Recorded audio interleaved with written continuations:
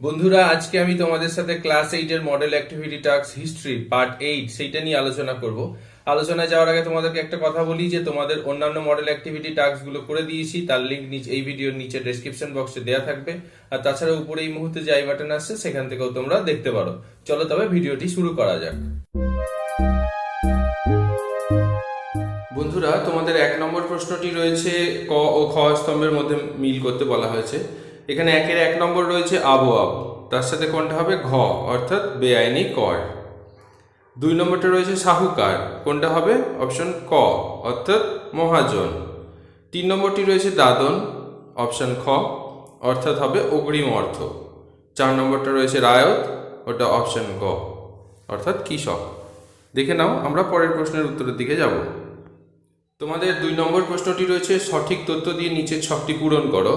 তো এখানে বিদ্রোহ, একজন নেতার নাম আর কারণ, একটি কারণ লিখতে বলা হয়েছে। তো ফার্স্টে আছে নীল বিদ্রোহ, একজন নেতা এখানে দিগম্বর বিশ্বাস বা বিষ্ণুচরণ বিশ্বাস, তোমরা যে কোনো একজনের নাম লিখবে। কারণে বলতে হবে যে চাষিদের ইচ্ছার বিরুদ্ধে দাদন দিয়ে নীল চাষ করতে বাধ্য করানো হতো, এটা নীল চাষের মুখ্য কারণ। পরবর্তী বিদ্রোহ আছে বারাসাত বিদ্রোহ, প্রধান নেতা তিতুমির। কারণে বলতে হবে চাষিদের ওপর নীলকর তথা ব্রিটিশদের অত্যাচার। 3 নম্বরটা আছে সাঁওতাল বিদ্রোহ, নেতা সিধু বা কানহু, যে কোনো একজনের নাম বলবে তোমরা। সাঁওতালদের জমি হরণ ও অত্যাধিক হারে রাজস্ব আদায়, এটা হারে করবে, এখানে টাইপিং মিস্টেক হয়েছে, অত্যাধিক হারে রাজস্ব আদায়। পরবর্তী বিদ্রোহটি রয়েছে মুন্ডা বিদ্রোহ, নেতা বিরসা মুন্ডা। কারণে লিখবে খুদকাঠি প্রথার অবসান আর বহিরাগত দিকুদের অত্যাচার ও শোষণ। এটা হলো তোমাদের 2 নম্বর প্রশ্নটার উত্তর। দেখে নাও, আমরা পরবর্তী প্রশ্নের উত্তরের দিকে যাব। তোমাদের 3 নম্বর প্রশ্নটা রয়েছে সত্য মিথ্যা নির্ণয় করো।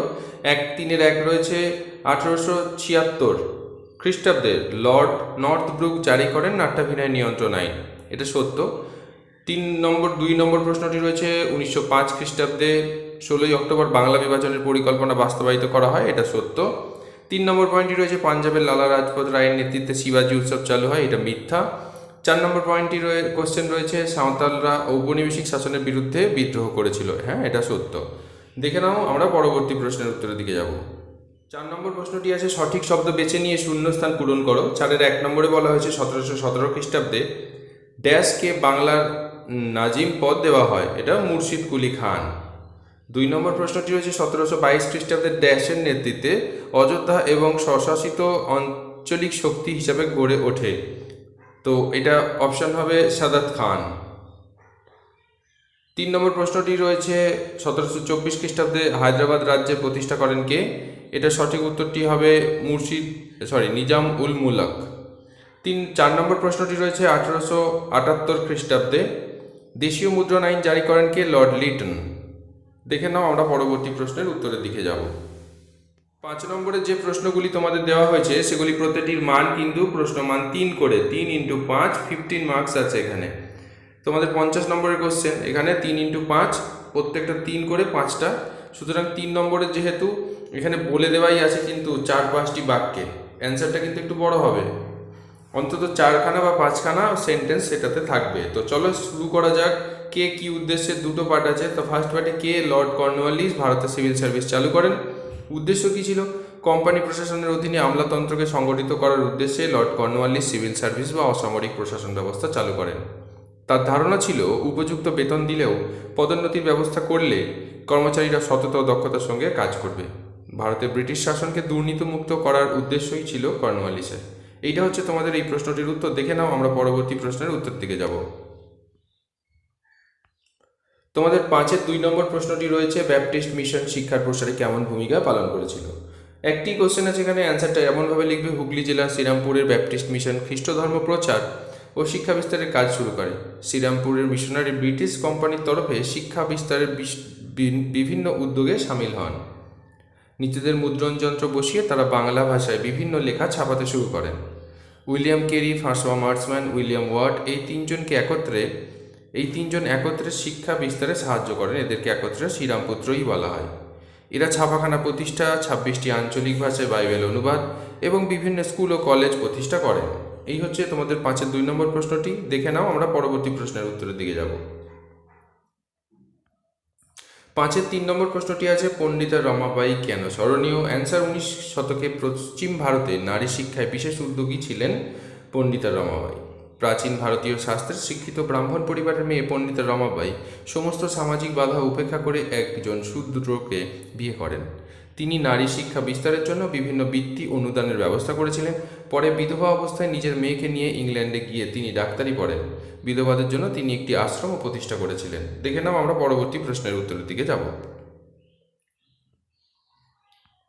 4 নম্বর কোশ্চেনটি আছে ইয়ং বেঙ্গল দলের দুটি সীমাবদ্ধতা উল্লেখ করো। এখানে বিভিন্ন রকম সীমাবদ্ধতা বলা যায়, জাস্ট দুটি বলতে বলেছে। তো চলো অ্যান্সারটা এমনভাবে লিখবে, হেনরি লুই ভিভিয়ান ডিরোজিও ছাত্রদের বলা হতো ইয়ং বেঙ্গল গোষ্ঠী বা দল। এই ইয়ং বেঙ্গল দলের দুটি সীমাবদ্ধতা হলো, রোমান 1, ব্রিটিশ শাসন ও ইংরেজি শিক্ষার প্রতি তাদের পুরো সমর্থন ছিল। তাহলে ব্রিটিশ শাসন আর ইংরেজি শিক্ষার প্রতি, তারা কিন্তু বাংলা শাসন শিক্ষার দিকে অত নজর দেয়নি, তো সেই জন্য এটা একটা সীমাবদ্ধতা।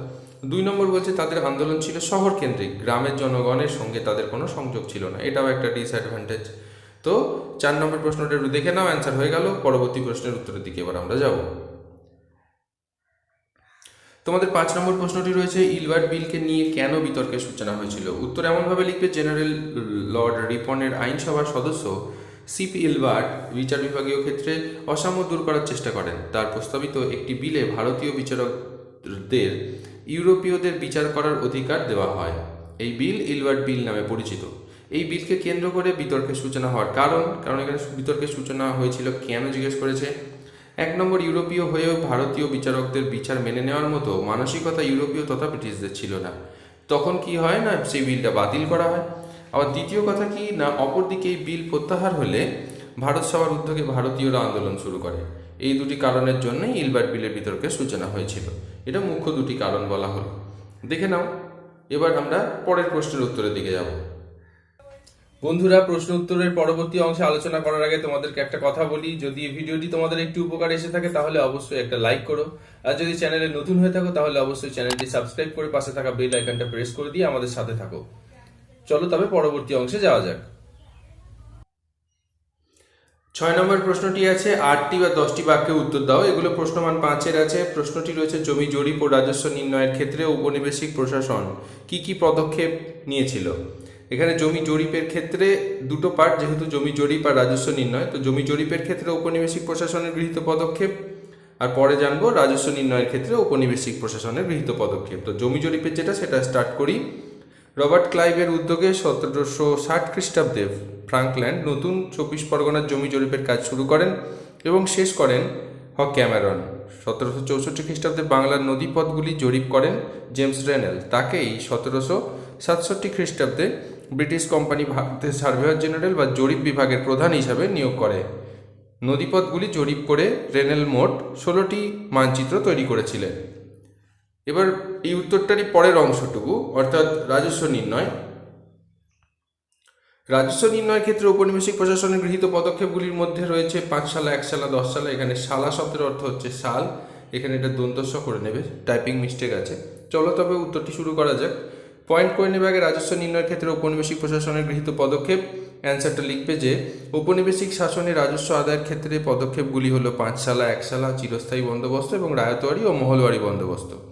5 সালা বন্দোবস্ত, ভ্রাম্যমাণ কমিটি সুপারিশে ওয়ারেন হেস্টিংস 1772 খ্রিস্টাব্দে 5 বছরের জন্য জমিদারদের জমি বন্টন করেন, সেটাই 5 সালা বন্দোবস্ত নামে পরিচিত।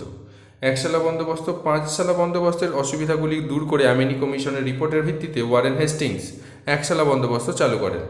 10 সালা বন্দোবস্ত, 1790 খ্রিস্টাব্দে লর্ড কর্নওয়ালিস বাংলা, বিহার, উড়িষ্যায় জমিদারদের 10 বছরের জন্য জমি দান করেন, এটারই নাম ছিল 10 সালা বন্দোবস্ত। চিরস্থায়ী বন্দোবস্ত, জমিদারেরা যাতে 10 সালা বন্দোবস্ত অনুসারে ঠিক সময় মতো রাজস্ব জমা দেয়, তাই রাজস্ব বোর্ডের পরামর্শে লর্ড কর্নওয়ালিস 1793 খ্রিস্টাব্দের 22 মার্চ বাংলা, বিহার, উড়িষ্যার জমিদারদের চিরদিনের জন্য নির্দিষ্ট রাজস্বের বিনিময়ে জমি বন্টন করেছিলেন। এটাই হচ্ছে চিরস্থায়ী বন্দোবস্ত নামে পরিচিত। এই হলো তোমাদের 6-এর 1 নম্বর প্রশ্নটি। দেখে নাও উত্তর, আমরা পরের প্রশ্নের উত্তরের দিকে যাব।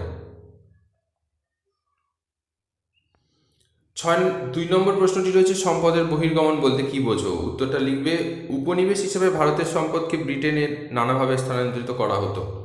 এর প্রতিদানে অবশ্য ভারতের অর্থনৈতিক উন্নয়ন হতো না।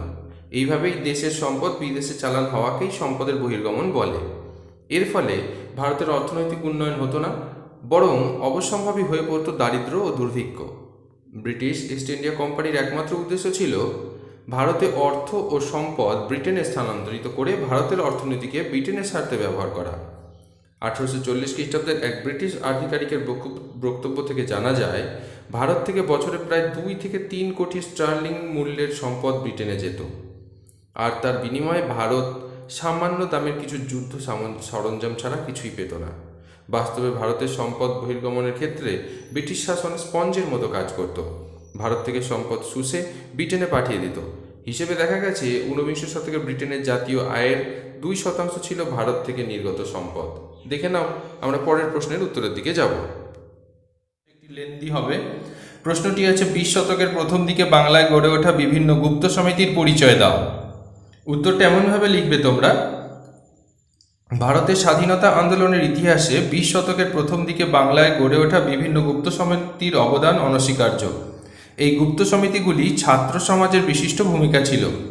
বিপ্লববাদের প্রসারে বাংলাদেশের কয়েকটি গুপ্ত সমিতির অবদান ছিল অপরিসীম। এই সমিতিগুলি বঙ্গভঙ্গ আন্দোলনের আগে এবং পরে গড়ে ওঠে। সমিতিগুলির মধ্যে উল্লেখযোগ্য সমিতি বা দলগুলি হল অনুশীলন সমিতি, যুগান্তর দল, Bengal volunteers, anti circular society, Indian Republican army প্রভৃতি। নিম্নে এই সমস্ত দলগুলির পরিচয় দেওয়া হলো। সমিতি। বঙ্কিমচন্দ্র চট্টোপাধ্যায়ের অনুশীলন তত্ত্ব এই বিপ্লবী দলের আদর্শ ছিল। 1902 খ্রিস্টাব্দে সতীশচন্দ্র বসু অনুশীলন সমিতির প্রতিষ্ঠা করেন। বহু ছাত্র এই দলের সদস্য ছিল। এখানে শারীর শিক্ষা ও অস্ত্র শিক্ষা দেওয়া হতো। 2 নম্বর হচ্ছে যুগান্তর দল। ভগ্নী নিবেদিতা ও অরবিন্দ ঘোষের উৎসাহে 1906 খ্রিস্টাব্দে যুগান্তর দল প্রতিষ্ঠিত হয়। বারীন্দ্র ঘোষ, ভূপেন্দ্রনাথ দত্ত, হেমচন্দ্র কানুনগো এই দলের প্রতিষ্ঠাতা ছিলেন। এই দল তার সদস্যদের শারীর শিক্ষা ও অস্ত্র শিক্ষা দিত। এখানে বোমা তৈরি করার শিক্ষণও সদস্যদের দেওয়া হতো। তোমরা উত্তরটা দেখে নাও। আমরা এই উত্তরেরই পরের অংশের দিকে যাব।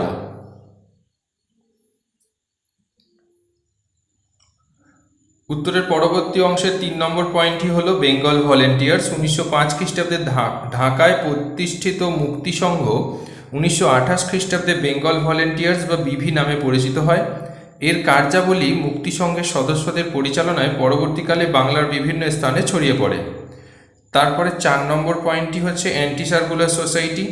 স্বদেশী আন্দোলনের সময় স্কুল ছুট ছাত্রদের সাহায্যের জন্য এই সমিতি প্রতিষ্ঠিত হয় 1905 খ্রিস্টাব্দে। এর প্রতিষ্ঠাতা ছিলেন শচীন্দ্র প্রসাদ বসু। ডিফেন্স অ্যাসোসিয়েশন নামে এই সমিতির একটি শাখা ছিল, সেখানে অস্ত্র শিক্ষা দেওয়া হতো। 5 নম্বর পয়েন্টটি আছে ইন্ডিয়ান রিপাবলিকান আর্মি। চট্টগ্রামের এক স্কুল শিক্ষক ছিলেন সূর্য সেন। তিনি 1918 খ্রিস্টাব্দের ইন্ডিয়ান রিপাবলিকান আর্মি নামে একটি বিপ্লবী দল গঠন করেন। সেখানে সদস্যদের অস্ত্র ও বিস্ফোরক তৈরির শিক্ষা দেওয়া হতো। এই সকল গুপ্ত সমিতিগুলি বাংলার বিভিন্ন প্রান্তে সক্রিয় হয়ে উঠলেও ইংরেজদের নির্মম অত্যাচারে তা সম্পূর্ণ সফল হতে পারেনি। তবে তাদের বৈপ্লবিক কাজকর্ম ভারতীয় জাতীয়তাবাদী আন্দোলনকে ইন্ধন জুগিয়েছিল। দেখে নাও তোমরা উত্তরটা। বন্ধুরা, আজকের ভিডিওটি তবে এখানেই শেষ হলো। ভালো থেকো, সুস্থ থেকো, সাবধানে থেকো। দেখা হবে আবার অন্য কোনো ভিডিওতে।